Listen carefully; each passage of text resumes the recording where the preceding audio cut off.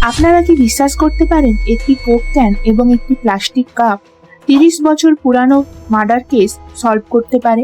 হ্যাঁ, একটি Coke can. এই সত্য ঘটনা অনুসারে 18 বছর বয়সী কলেজ স্টুডেন্ট ম্যান্ডি স্ট্যাভিকের সাজানো গোছানো জীবনই শুধু নষ্ট হয়নি, 30 বছর লেগে গিয়েছিল তার বিচার পেতে। ম্যান্ডির দোষীরা আরামসে ঘুরে বেড়াচ্ছিল। 1989 1 মে 300 থেকে 350 জনবসতিপূর্ণ ওয়াশিংটনের একটি ছোট্ট শহর ছিল, যেখানে প্রত্যেকেই একে অপরকে চিনত। সেখানকার সুরক্ষা ব্যবস্থা ও একে অপরের প্রতি এমন বিশ্বাস ছিল যে মানুষজন নিজেদের বাড়ির দরজা পর্যন্ত লক করত না। কিন্তু 1989 সালের 24 নভেম্বর একমের পরিবেশের পরিবর্তন ঘটে। 18 বছরের ম্যান্ডি প্রতিদিন তার মায়ের সাথে জগিংয়ে গেলেও সেদিন সে নুকস্যাক রিভার পর্যন্ত জগিংয়ের জন্য একটি পোষ্য জার্মান শেপার্ডের সাথে গিয়েছিল। সে জানতও না যে সেদিনই ছিল তার শেষ জগিং। কয়েক ঘন্টার মধ্যে কেবলমাত্র পোষ্য কায়রা বাড়ি ফিরেছিল। ওই রাস্তাতে কেবলমাত্র 10 থেকে 12টি বাড়ি ছিল। কিছু লোক ম্যান্ডিকে কায়রার সাথে বাড়ি ফিরতেও দেখেছিল। এমনকি ভাই লি, যে ওই দিকেই অ্যান্ডারসনের বাড়িতে ছিল, সেও ম্যান্ডিকে দেখেছিল। ম্যান্ডির অন্তর্ধানের প্রায় 24 ঘন্টা হয়ে গিয়েছিল।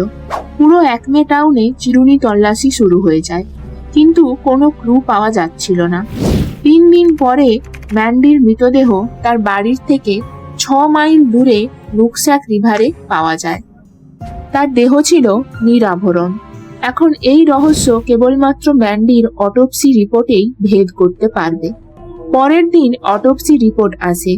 মৃত্যুর কারণ অ্যাসফিক্সিয়া বাই ড্রাউনিং, অর্থাৎ জলে ডুবে শ্বাসরোধ হয়ে মৃত্যু হয়েছে।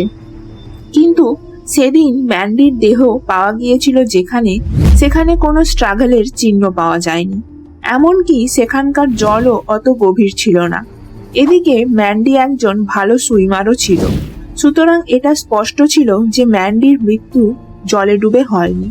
ফরেনসিক রিপোর্টে আরো কিছু পাওয়া যায়, মাথার চোট ও যৌন নির্যাতন।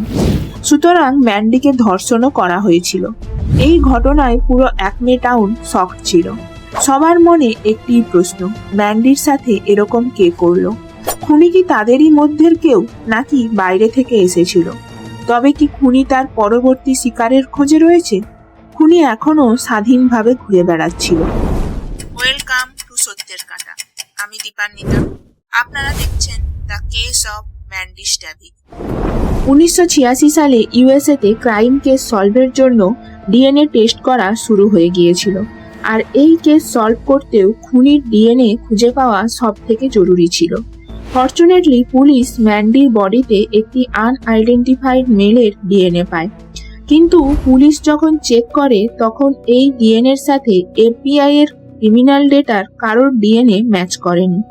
এতে একটা ব্যাপার তো স্পষ্ট ছিল, কোনো প্রফেশনাল খুনি এই কাজ করেনি। এমন সময় পুলিশ একটি টিপ পায়, যার সাথে শেষবারের মতো ম্যান্ডিকে জীবিত দেখেছিল। পুলিশ কিছু লোকাল প্রত্যক্ষদর্শীদের সাহায্য নিয়ে তার একটি স্কেচ তৈরি করে। এটি একটি বড় সূত্র ছিল। পুলিশ প্রতিটি সাক্ষীর জবানবন্দি এবং প্রতিটি সূত্রকে পুঙ্খানুপুঙ্খভাবে খুঁটিয়ে দেখে এবং শেষে কেবলমাত্র একটি নাম সামনে উঠে আসে, যার নাম ছিল ডেভিড সুচি। ডেভিড সুচি নামের এক আগন্তুককে সেদিন সেখানে দেখা গিয়েছিল, কিন্তু ডেভিড সুচির ডিএনএর সাথে সেই আনআইডেন্টিফাইড ডিএনএ ম্যাচ করল না। সুতরাং পুলিশ বাধ্য হয় ডেভিড সুচিকে ছেড়ে দিতে। পুলিশের সব কষ্ট বৃথা হয়ে যায়। এরপর 20 বছর কেটে যায়। দুজন ডিটেকটিভ পরিবর্তন হয়, ক্রাইম সিনও বদলে যায়, অথচ এই রহস্যের সমাধান হয় না। কিন্তু তখনও পুলিশ হাল ছেড়ে দেয়নি। 2009 সাল ডিটেকটিভ কেভিন বাউচি এই কেস হাতে নেয়। তিনি 1989 সালে একমেতে উপস্থিত সকল পুরুষের ডিএনএ স্যাম্পেল কালেক্ট করতে শুরু করেন। 4 বছর কেটে যায়, কিন্তু একটা স্যাম্পেলও ম্যাচ করেনি। পুলিশ ডিপার্টমেন্ট হাঁপিয়ে উঠেছিল। ম্যান্ডির পরিবার বিচারের আশায় দিন গুনছিল। তখনই একটি মিরাক্কেল ঘটে। ম্যান্ডির ক্লাসমেট হিতার এবং মেরিলির হঠাৎ দেখা হয়ে যায় একটি ওয়াটার পার্কে। তারা দুজনেই ম্যান্ডির সাথে একই কলেজে পড়তো। তারা গল্প করতে করতে ম্যান্ডির কথা শুরু করে। এই কথার মাঝে তারা দুজনেই একটি লোকের নাম নেয়, যার ওপর তাদের দুজনেরই প্রথম থেকে সন্দেহ ছিল। তার নাম ছিল টিম বাস, যে ওই একই কলেজে পড়তো। কিন্তু তাদের টিমের ওপর সন্দেহ কেন ছিল? আর যদি সন্দেহ ছিলই, তবে তারা তা আগে কেন পুলিশকে বলেনি? তবে কি এই টিমই আসল কালপ্রিট ছিল? এই সবের উত্তর জানতে আমাদের একটু অতীতে পিছিয়ে যেতে হবে, ম্যান্ডির কলেজ জীবনে। কলেজ জীবনে টিমের সাথে হিতার ও মেরিলির অভিজ্ঞতা বেশ খারাপ ছিল। এক কলেজ ট্রিপের সময় টিম হিতারকে শ্লীলতাহানি করার চেষ্টা করে এবং এক রাত্রে মেরিলির বাড়ি গিয়ে টিম তার সাথে জোরপূর্বক শারীরিক সম্পর্ক তৈরির চেষ্টা করে। একজন ক্লাসমেটের এই কম বয়সে যদি কাউকে বারবার শ্লীলতাহানি বা শারীরিক সম্পর্ক তৈরির চেষ্টার জন্য জোর করা হয়, তাহলে যে কারোরই মানসিক অবস্থা খুব খারাপ হয়ে যাবে। এমনকি তারা ভয়ে কাউকে সত্যিটা বলতেও পারেনি। আর তাই তারা তাদের সন্দেহের কথাও পুলিশকে জানাতে পারেনি। কিন্তু এত বছর পরে হিতার ও মেরিলি বুঝতে পারে যে আর চুপ থাকলে চলবে না। তাই তারা ম্যান্ডিকে বিচার দিতে সাহস করে পুলিশের সাথে যোগাযোগ করে এবং তারা দুজনেই টিম বাসের ওপর সন্দেহের কারণ প্রকাশ করে পুলিশের কাছে এবং তাদের এই খারাপ অভিজ্ঞতার কথাও শেয়ার করে। আর এটি প্রথম সবথেকে বড় লিড ছিল যা পুলিশ 25 বছর পর জানতে পেরেছিল। টিম এবং ম্যান্ডির বাড়ি পাশাপাশি ছিল এবং তাদের পরিবারের মধ্যে বেশ ভালো সম্পর্কও ছিল। টিমের ছোট ভাই টম ম্যান্ডির ভালো বন্ধুও ছিল। কিন্তু এখানে প্রশ্ন ছিল, যদি টিম ওই আসল অপরাধী হয়, তবে তার ডিএনএ সেই আনআইডেন্টিফাইড ডিএনএর সাথে ম্যাচ করলো না কেন? কারণ পুলিশ তো সেই এলাকার সব মেল ডিএনএর সাথেই ওই আনআইডেন্টিফাইড ডিএনএকে ম্যাচ করানোর চেষ্টা করেছিল। তখন তো তেমন কিছু ধরা পড়েনি। তাহলে আসলে এর কারণটা ছিল পুলিশের নেগলিজেন্স। ইনভেস্টিগেশনের থেকে জানা যায়, পুলিশ কোনোদিন টিম ও তার ফ্যামিলির ডিএনএ স্যাম্পেল নেয়নি, কারণ টিম ও ম্যান্ডির পরিবার খুব ক্লোজ ছিল আর তাই তাদের ওপর পুলিশের সন্দেহই হয়নি। পুলিশ ডিপার্টমেন্টের এই ভুলের জন্যই ম্যান্ডির খুনি এতদিন অধরা ছিল। টিম আসল অপরাধী ছিল কিনা তা কেবলমাত্র ডিএনএ পরীক্ষা করেই জানা যাবে। তাই পুলিশ অতি শীঘ্রই টিমের সাথে দেখা করতে তার বাড়ি যায়। 25 বছর ধরে একমে থেকে 30 কিলোমিটার দূরে অ্যাভারসনে টিম তার স্ত্রী ও 3 সন্তানের সাথে একটি শান্তিপূর্ণ জীবনযাপন করছিল। সে একটি বেকারিতে ডেলিভারি ট্রাক ড্রাইভারের কাজ করত। পুলিশ টিমের সাথে দেখা করে তার স্যালাইভার স্যাম্পেল চায়, কিন্তু টিম তা দিতে অস্বীকার করে। আর এখান থেকেই পুলিশের টিমের প্রতি সন্দেহ বাড়তে থাকে। পুলিশ টিমের ব্যাকগ্রাউন্ড চেক করতে শুরু করে। পুলিশ টিমের ভাই টমের সাথে দেখা করে। টম জানায় টিম প্রথম থেকেই অ্যান্টিসোশ্যাল প্রকৃতির ছিল। কলেজে টিমের ব্রেকআপের পর থেকে টিম আরো অ্যাগ্রেসিভ হয়ে যায়, যে সে মেয়েদেরকে ঘৃণাই করত একরকমের। ম্যান্ডির মৃত্যুর 6 সপ্তাহ পর টিম তার কলেজের জিনা মেননের সাথে বিয়ে করে। পুলিশ যখন জিনার সাথে কথা বলে, তখন জিনা জানায় টিম একজন কন্ট্রোলিং এবং ইমোশনালি অ্যাবিউসিভ পার্টনার ছিল, যে তার স্ত্রীর সাথে চাকরের মতো ব্যবহার করত। জিনা চাইলেও টিমের বিরুদ্ধে প্রতিবাদ করতে পারছিল না, কারণ টিম তাকে হুমকি দিয়েছিল যে সে যদি এসবের ব্যাপারে কাউকে বলে, তবে টিম জাজকে বলে তার 3 সন্তানের কাস্টাডি নিজের নামে করে নেবে।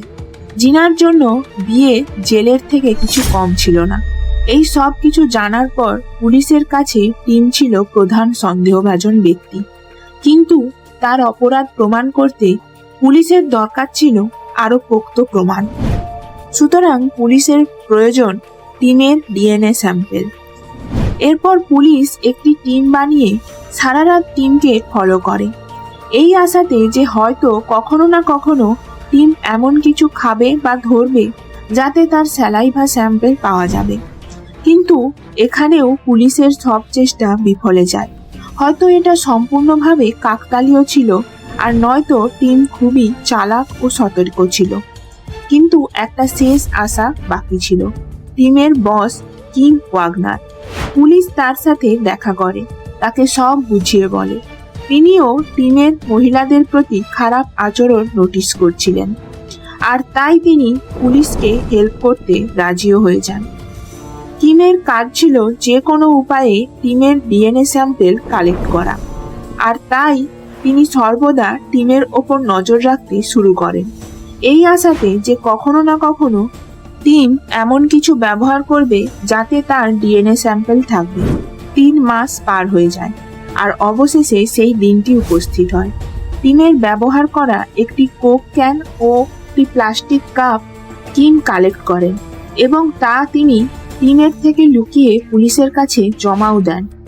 কিছুদিনের মধ্যেই ডিএনএ টেস্টের রেজাল্ট আসে, আর তা থেকে জানা যায় ক্রাইম সিনে প্রাপ্ত আননোন ডিএনএ টিম বাসেরই ছিল। 12ই ডিসেম্বর 2017 পুলিশ টিমকে ম্যান্ডির কিডন্যাপিং, ধর্ষণ ও হত্যার অপরাধে গ্রেপ্তার করে।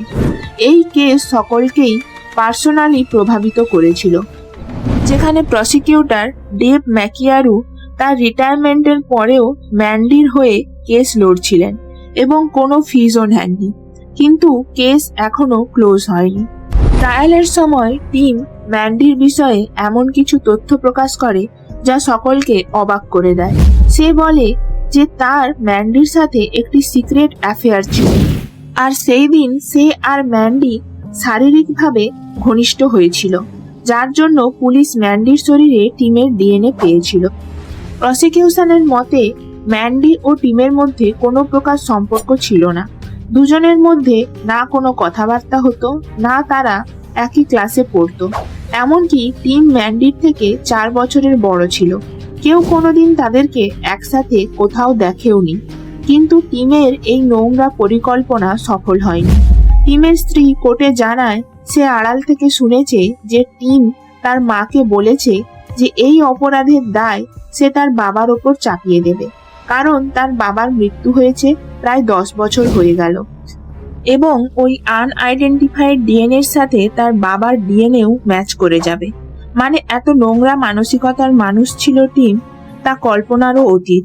টিমের ভাই টমও কোর্টে সাক্ষী দেয় যে টিম তাকে ফোর্স করে কোর্টে মিথ্যে বলতে, কারণ ম্যান্ডির চরিত্র খারাপ ছিল নাকি, এবং টিম ও ম্যান্ডির সম্পর্ক ছিল, যাতে ধর্ষণের অভিযোগটা খারিজ হয়ে যায়। টিম নিজেকে বাঁচাতে যতটা নিচে নামতে হয় ততটা নেমেছিল। কিন্তু 30 বছরের অপেক্ষা, 2 সপ্তাহের ট্রায়াল আর 5 ঘন্টার ডেলিভারেশনের পর বিচার শোনানো হয়। টিমকে ম্যান্ডির কিডন্যাপিং, ধর্ষণ ও হত্যার অপরাধে 27 বছরের সাজা শোনানো হয়। কিন্তু অবাক করার মতো কথা হলো, টিম ট্রায়ালের শেষ দিন পর্যন্ত নিজেকে নিরপরাধী বলে ঘোষণা করেছে এবং তার অপরাধ স্বীকার করেনি। এখানে আমি একটাই কথা বলতে পারি, তোমার আশেপাশের পরিচিত বন্ধু বান্ধব, আত্মীয় স্বজন যে কেউ টিমের মতো প্রতারক হতেই পারে। যে কারো মনে নোংরা খারাপ অভিসন্ধি থাকতেই পারে, কিন্তু তোমাকে সুরক্ষিত রাখার দায়িত্ব তোমার নিজের। বিচার বুদ্ধি দিয়ে বিবেচনা করো এবং সুরক্ষিত থাকো, সাবধান থাকো। এই ধরনের ভিডিও তোমাদের ভালো লেগে থাকলে আমার এই চ্যানেলটিকে লাইক, শেয়ার এবং সাবস্ক্রাইব করো, আর তোমাদের মতামত কমেন্ট বক্সে অবশ্যই জানিও। ধন্যবাদ।